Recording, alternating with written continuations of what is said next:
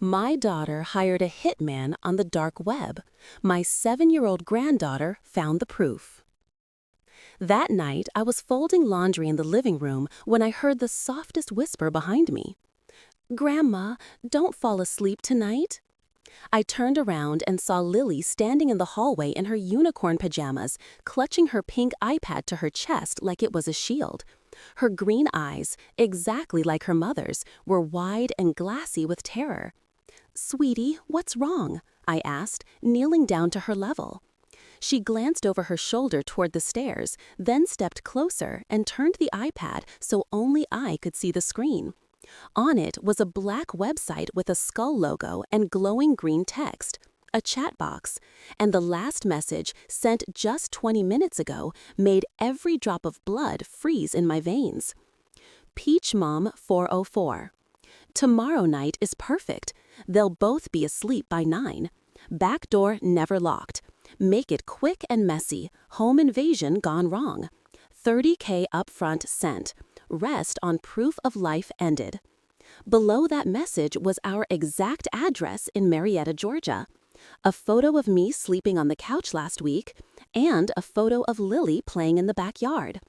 My name is Evelyn Harper. I'm 68 years old, retired elementary school teacher, widow, and until that exact second, I thought I knew my only daughter, Sarah, better than I knew myself. Because Peach Mom 404, that was Sarah's college nickname. I stared at the screen so long my eyes burned. Lily's tiny hand slipped into mine and squeezed. "Mommy thinks I'm asleep," she whispered. She was on the weird computer in the office again. I took pictures before she closed it. She swiped. Screenshot after screenshot. Bitcoin transactions. Floor plan of our house with red X's on my bedroom and hers. A message that said, "Primary target, elderly woman, guardian of 2.4M policy. Secondary, child witness. Clean sweep equals full inheritance released." My legs gave out. I sat hard on the carpet. This couldn't be real. My daughter hiring someone to murder us in our sleep for life insurance money? Lily crawled into my lap and buried her face in my shoulder. "I don't want to die, Grandma," she said, voice cracking, "and I don't want Mommy to become a monster." That sentence broke me more than anything else, because at 7 years old, my granddaughter already understood the stakes better than I did. Let me take you back a little so you understand how we got here and why I didn't see the monster growing right under my roof. 3 years ago, Sarah's husband Mark was killed in a drunk driver accident on I-75. He was only 38. Lily was 4. I moved in the same week to help raise her. Mark had a $2.4 million life insurance policy through his company.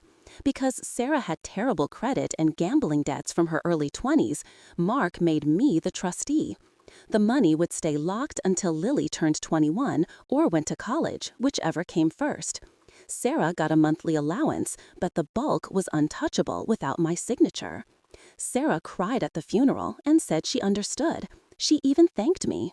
But month after month, I watched the resentment grow. First, it was little comments. "You're treating me like a child, Mom." That money is Mark's legacy for his daughter, not your retirement fund. Then the fights got louder. Then the silence treatment. Then, 6 months ago, she suddenly started taking work trips every other week. New designer bags, new car, mysterious late-night calls she'd take in her office with the door locked. I thought she was having an affair. I never imagined she was shopping for a hitman. But Lily noticed everything. Lily always noticed everything. She's the quiet child who sits in the corner and watches the world like she's solving a puzzle no adult can see. Teachers called her gifted. Sarah called her nosy. I just called her my little miracle. And that night, my miracle had just handed me proof that her own mother had paid someone to put bullets in our heads while we slept. I carried Lily to my bedroom, locked the door, and sat on the bed trying to breathe. "What do we do, Grandma?" she asked.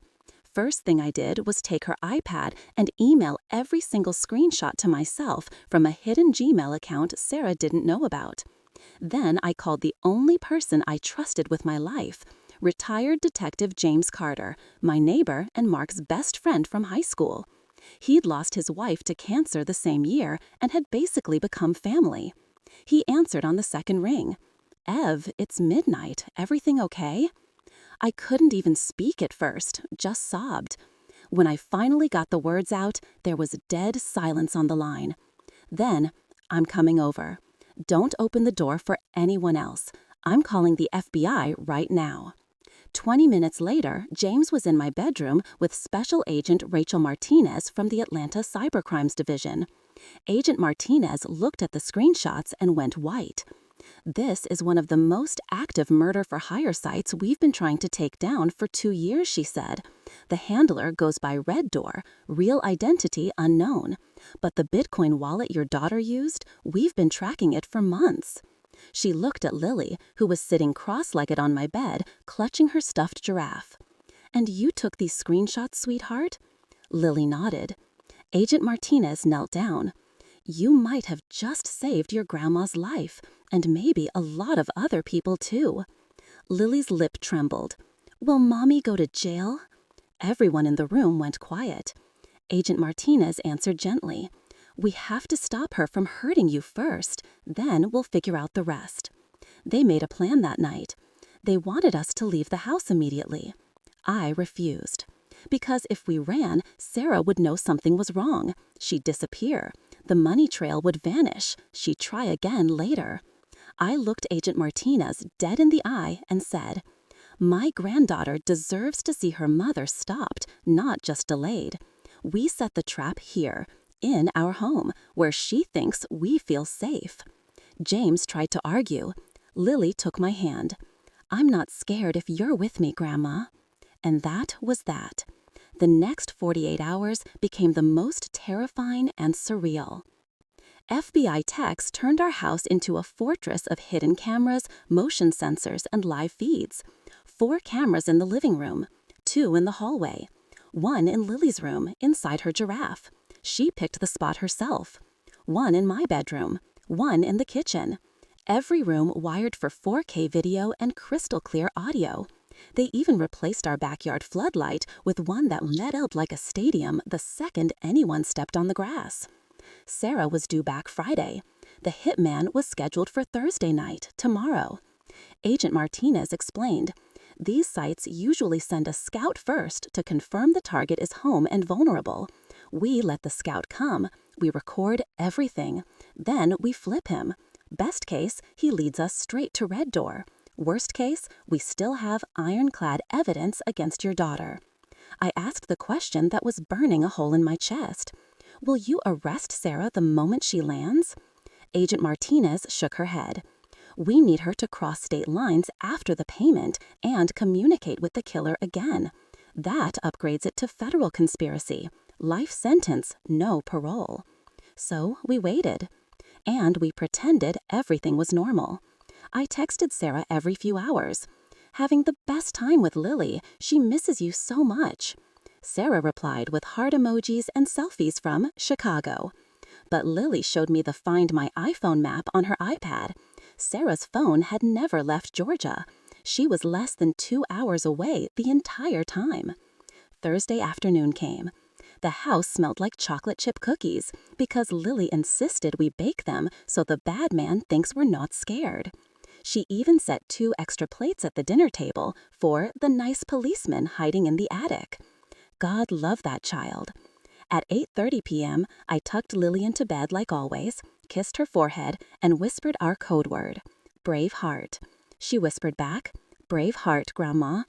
Then I went to my own room, left the door cracked, and lay on top of the covers, fully dressed, pretending to sleep. Every agent in the house held their breath. At 11:03 p.m., the motion sensor in the backyard went off. Floodlights turned night into day. On the monitor in the attic command center, we watched a figure in black tactical gear freeze like a deer in headlights. Then he bolted back over the fence. False alarm, maybe an animal. Everyone exhaled. Then at 11:47 p.m., it happened again. This time, the figure didn't run. He walked straight to the back door, tried the handle, and smiled when it opened. Sarah really had told him it would never be locked. He stepped inside. Black ski mask, black gloves, black hoodie, and in his right hand, a suppressed pistol. He moved like he'd done this before, straight down the hallway toward the bedrooms. He stopped outside Lily's door first, pushed it open slowly. The giraffe cam caught everything. He stood over her bed, gun raised. Lily was curled up under the covers, breathing slow and steady. For one horrifying second, I thought the blanket was too still. Then I remembered Agent Martinez had made a life-sized dummy from Lily's old clothes and pillows that morning. The real Lily was in the attic with me, watching the monitor, both hands over her mouth. The hitman nudged the dummy with his gun barrel. Then The hitman's name was Victor Cruz, 34 years old, former Army, dishonorably discharged, 3 prior arrests for aggravated assault. The SBI flipped him in under 6 minutes. Agent Martinez walked into the living room where he was cuffed to a chair and laid the printed chat logs on the coffee table in front of him. "Victor," she said calmly, "you've got 2 choices. Choice A, we charge you with capital murder for hire across state lines. Death penalty is on the table in Georgia. Choice B, you put on a wire tonight, call Peach Mom 404, tell her the job is done, and get her on tape admitting everything. You walk with 20 years, maybe less." Victor didn't even hesitate. "Give me the phone." They uncuffed one hand.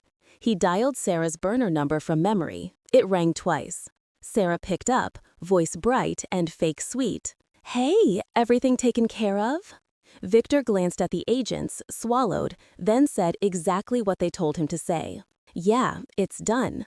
Old lady put up a little fight, but both targets neutralized. House is staged, looks like a home invasion gone wrong. Neighbors already called it in. You're in the clear." A pause. Then Sarah let out the most chilling sound I've ever heard from another human being, a soft, relieved laugh. "Oh, thank God. I was so scared something would go wrong. Send me the proof pics and I'll release the final Bitcoin. You're a lifesaver." Victor looked sick. Agent Martinez nodded. He said, "On my way to the drop point now. Meet me at the Chevron on Roswell Road in 40 minutes. Bring cash backup in case the wallet glitches." Sarah hesitated only a second. "See you there." Click. The entire room exhaled at once. Agent Martinez turned to me. "Mrs. Harper, we've got her. Conspiracy to commit murder, use of interstate commerce to facilitate murder for hire, the works. Life, no parole. But we still need her in custody tonight." I asked the only question that mattered. "Can Lily and I be there when you arrest her? She needs to see it end." Agent Martinez looked at Lily in the eyes. Lily nodded solemnly. Martinez sighed. "You ride with me, but you stay in the vehicle until I say it's clear." That was all I needed. We left Victor in federal custody and drove in a 5-car convoy to the Chevron station on Roswell Road. It was 1:14 a.m. The parking lot was lit like a movie set, floodlights, unmarked vans, snipers on the roof of the Waffle House across the street. I sat in the front passenger seat of Martinez's Suburban, Lily curled up in the back under a blanket, watching everything on an iPad feed from a tech had hooked up for her. At 1:37 a.m., Sarah's white BMW pulled in. She was wearing the same navy blazer she'd left in 3 days ago, hair perfect, smiling like she was picking up Starbucks. She parked 2 spaces away from the undercover van. Victor, now wearing a wire and an ankle monitor, got out and walked toward her car. Sarah rolled down the window. "Here's the final 30, she said, holding out a thick envelope.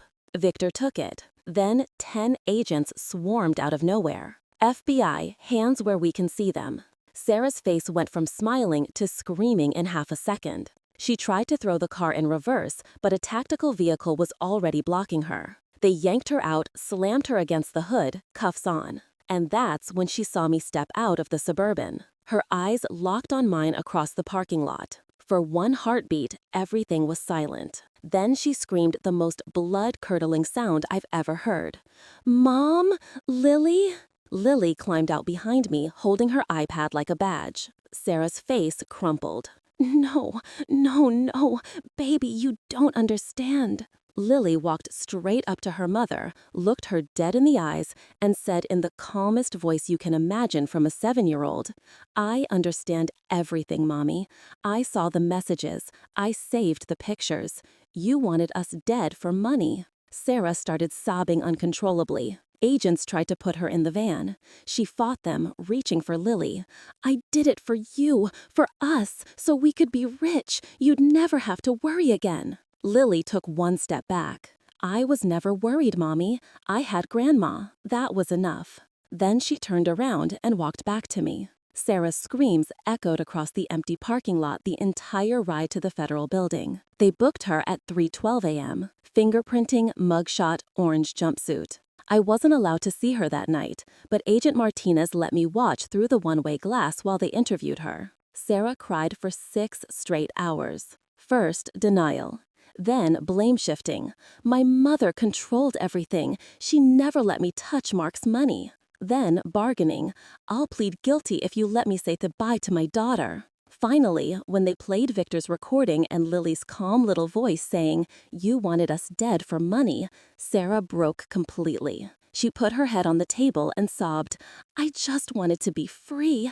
I just wanted it to stop hurting." They charged her with conspiracy to commit murder for hire, 18 U.S.C. 1958, use of interstate commerce facilities in the commission of murder for hire, 2 counts of attempted first-degree murder, child endangerment, a dozen financial crimes tied to the Bitcoin, all federal, all mandatory life. The U.S. attorney himself called it one of the most cold-blooded maternal filicide plots he'd ever seen. The story exploded across every major news outlet within hours.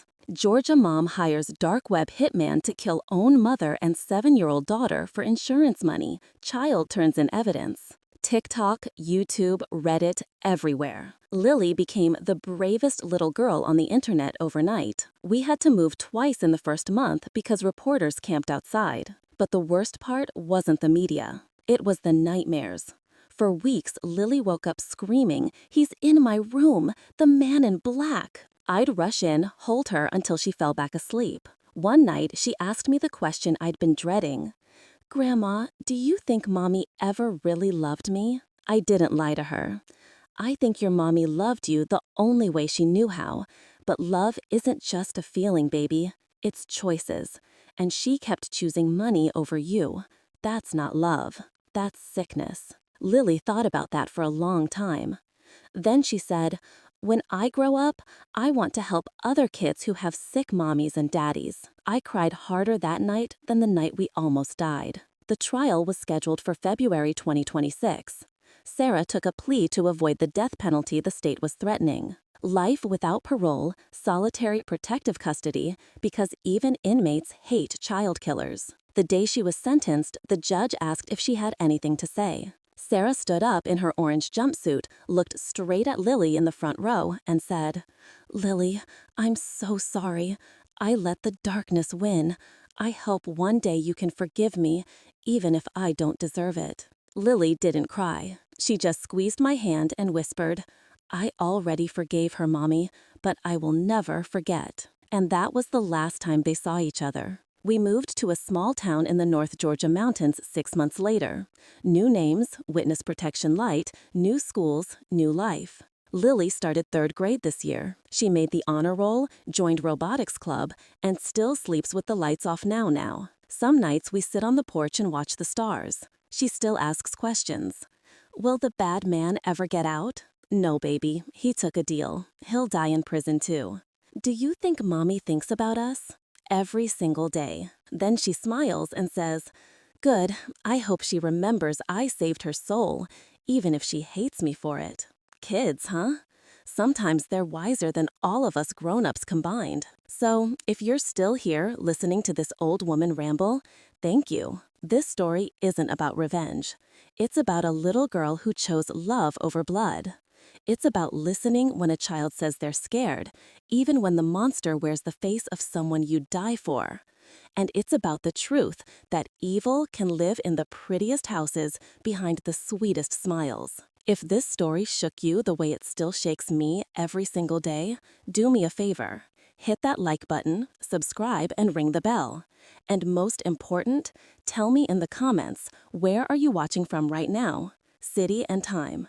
I read every single one, and Lily loves seeing how far her story has traveled. If you want to help us keep the lights on and keep sharing stories that need to be told, the donation link is below. Every dollar goes to Lily's college fund and therapy. Thank you for letting us turn the worst thing that ever happened to us into something that might save someone else. We love you. After sentencing, everyone thought the story was over. Life without parole. Case closed. Monster locked away. We just wanted to disappear into our quiet mountain life and heal. But the darkness wasn't finished with us yet.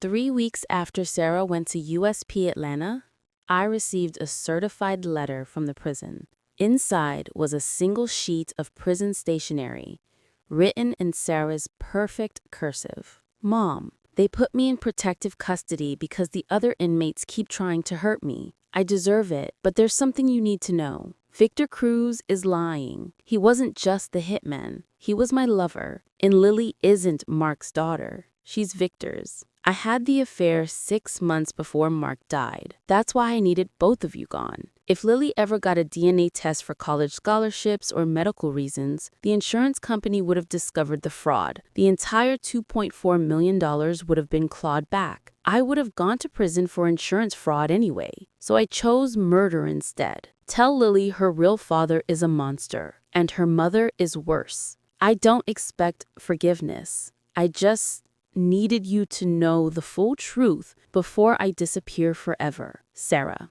I read the letter 4 times before my legs gave out. Lily walked in from the kitchen holding 2 mugs of hot chocolate. Grandma, you're white as a ghost. I folded the letter and put it in my pocket. Nothing, baby. Just junk mail. But that night, I drove to the FBI field office in Atlanta and handed Agent Martinez the letter. She read it in silence, then looked up at me with an expression I'll never forget. Evelyn, we already knew.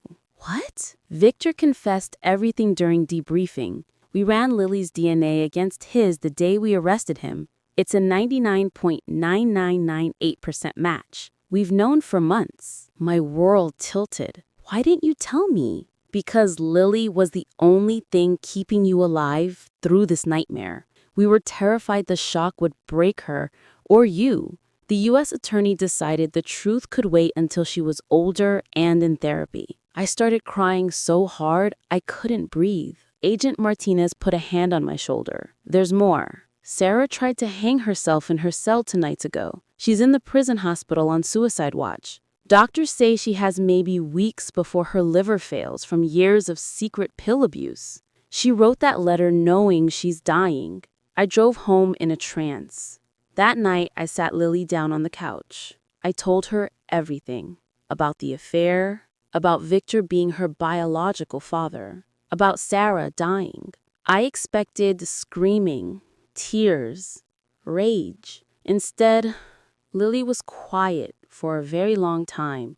Then she looked up at me with those clear green eyes and said, Grandma, family isn't who gives you DNA. Family is who stays when the monsters come. You stayed. You're my real mom now. The rest is just paperwork. I have never been more proud of another human being in my entire life. 2 weeks later, Sarah died in the prison hospital. Official cause? Liver failure and complications from hanging attempt. The prison allowed 1 visitor.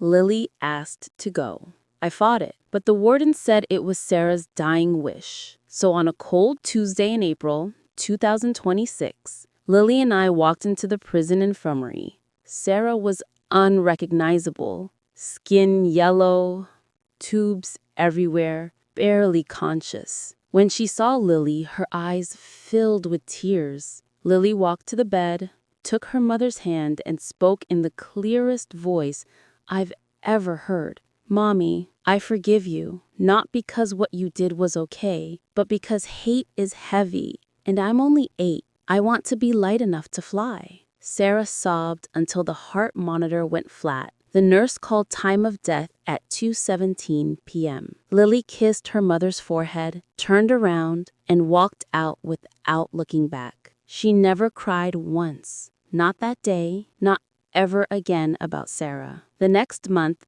the FBI took down the entire Red Door network because of the evidence chain that started with Lily's screenshots. 27 murder-for-hire contracts canceled. 11 hitmen arrested across the country. Lily received a special commendation from the director of the FBI in a private ceremony. They gave her a little gold shield pin. She keeps it in a box under her bed with the giraffe that saved our lives. Summer came. We planted a peach tree in the backyard because Lily said, "Peach Mom 404 doesn't get to own peaches anymore. We're taking them back." Every day she waters it and talks to it like it's her new little sister. And every night she falls asleep without nightmares. One evening in July, we were sitting on the porch swing watching fireflies when Lily suddenly said, "Grandma, do you think heaven has visiting hours?" "I don't know, baby. If it does, I hope Mommy can see how happy we are. Maybe that's the closest she'll ever get to peace." I pulled her close and realized something that changed everything. The real miracle wasn't that we survived the hitman. The miracle was that love won. Not the fake, greedy, twisted thing Sarah called love, but the fierce, quiet, unbreakable kind that a 7-year-old girl carried in her chest like a lantern through the darkest night. That's the love that saved us. That's the love that keeps saving us every single day. Lily's 9th birthday and our first Christmas in the new house. Snow was falling soft and thick over the North Georgia mountains. We had a little tree, mismatched ornaments, and a fire crackling in the fireplace. Just the two of us, the way it's been for over a year now. I was in the kitchen finishing her birthday cake, chocolate with pink frosting, the same every year, when the doorbell rang. Nobody ever comes up our long gravel driveway without calling first. I wiped my hands, walked to the door, and opened it. A prison courier in a brown uniform stood there, holding a small padded envelope. "Package for Lily Harper. Requires signature from guardian." My stomach dropped. The return address, USP Atlanta. Inmate male, deceased. Sarah. I signed with shaking fingers. Closed the door. Lily came running in wearing her new Christmas pajamas. "Who was it, Grandma?" I handed her the envelope. "It's from your mommy. She must have written it before she passed." Lily stared at the handwriting on the front. Her name in Sarah's perfect cursive for a long, long time. Then she carried it to the couch, sat cross-legged, and opened it like it was the most fragile thing in the world. Inside were 3 things. A thick sealed white envelope with, "To my Lily, open on your 18th birthday," written on it. A smaller envelope that said, "Read today," and a tiny silver necklace with a peach charm. Lily opened the smaller envelope first, a single sheet of prison paper folded many times. She started reading out loud in her clear little voice. "My dearest Lily, if you're reading this, I'm gone. I asked the chaplain to hold this letter until your 9th birthday. I wanted you to have one more present from the mother I should have been.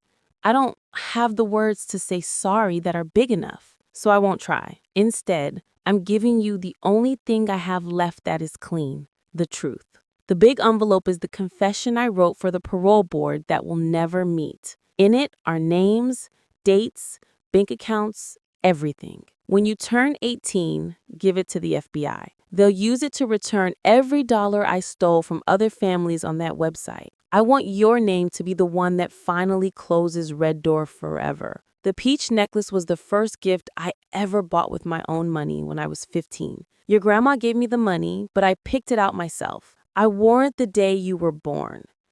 I want you to have something that belonged to the girl I was before I let greed turn me into a monster. I never deserved you, but you deserved a mother who fought for you. You got a grandmother who did. Love the way she loves you, Lily. Love brave. Love loud. Love without price tags. If heaven lets me watch, I'll be the wind in your hair when you ride your bike too fast down the hill. I'll be the warm spot in every blanket on cold nights. I'll be the quiet voice that says, You are enough. Every time the world tries to tell you different. Happy 9th birthday, my beautiful, brilliant, brave girl. I finally learned how to love you the right way by letting you go forever. Your mommy, Sarah. Lily finished reading, folded the letter perfectly along the same lines, and placed it back in the envelope. Then she did something I will never forget as long as I live. She walked to the fireplace, opened the glass door, and gently placed Sarah's letter on the burning logs. We watched the paper curl, turn orange, then black, then ash. Only when it was completely gone did she speak. Now she's really free, Grandma, and so are we. She slipped the peach necklace around her neck, clasped it, and smiled the biggest smile I've seen since she was 4. Time for cake. That night, we ate chocolate cake until our stomachs hurt, sang every Christmas carol off-key, and fell asleep under the tree with the lights still twinkling.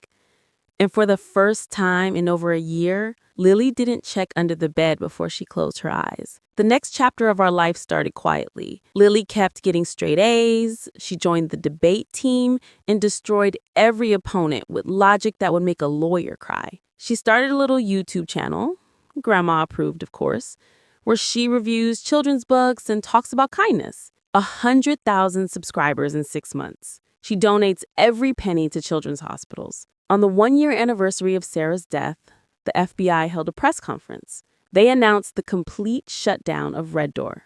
38 hitmen arrested worldwide, over $11 million returned to victims' families. And at the end, the director held up a photo of a smiling 9-year-old girl wearing a tiny silver peach necklace. This operation began with one extraordinarily brave little girl and her grandmother. Today, because of them, dozens of families will celebrate Christmas never knowing how close they came to tragedy. Evil lost, love won. Lily watched the press conference on TV, turned to me, and shrugged. Can we have macaroni and cheese for dinner? That's my girl. So here we are, December 2025 again. Another year around the sun. The snow is falling, the fire is crackling, and I'm sitting at this keyboard finishing the story you just listened to. If you've made it this far, thank you. Thank you for holding our hands through the darkest nights any grandmother and granddaughter should ever have to walk. Thank you for believing a 7-year-old who refused to let her mother become a murderer. Thank you for seeing that sometimes the smallest hearts are the strongest. This is the end of our story and the beginning of hers. Lily is asleep in the next room right now, dreaming big dreams. And I finally know what my purpose is for whatever years I have left. To make sure the little girl who saved my life gets to live every single one of hers surrounded by the kind of love that never asks for a price tag. So if this story touched you, moved you, scared you, healed you, do 3 things for us. Hit that like button. Let's see if we can get this to 1 million likes for Lily. Subscribe and ring the bell. We'll be sharing more stories of survival, courage, and redemption. In the comments, write your city and the time you finish this video. Lily reads them all and pins a heart on every single one. And if you feel led to help Lily's college fund or the Children's Hospital wing we're raising money for, the links are below. Every dollar is tax deductible and means the world. From the bottom of our twice broken, perfectly mended hearts, thank you. We love you. And remember, sometimes the smallest voices carry the biggest truths. Always listen. Good night, family. See you in the next one. Grandma Evelyn and Lily. North Georgia Mountains. Christmas Eve, 2025.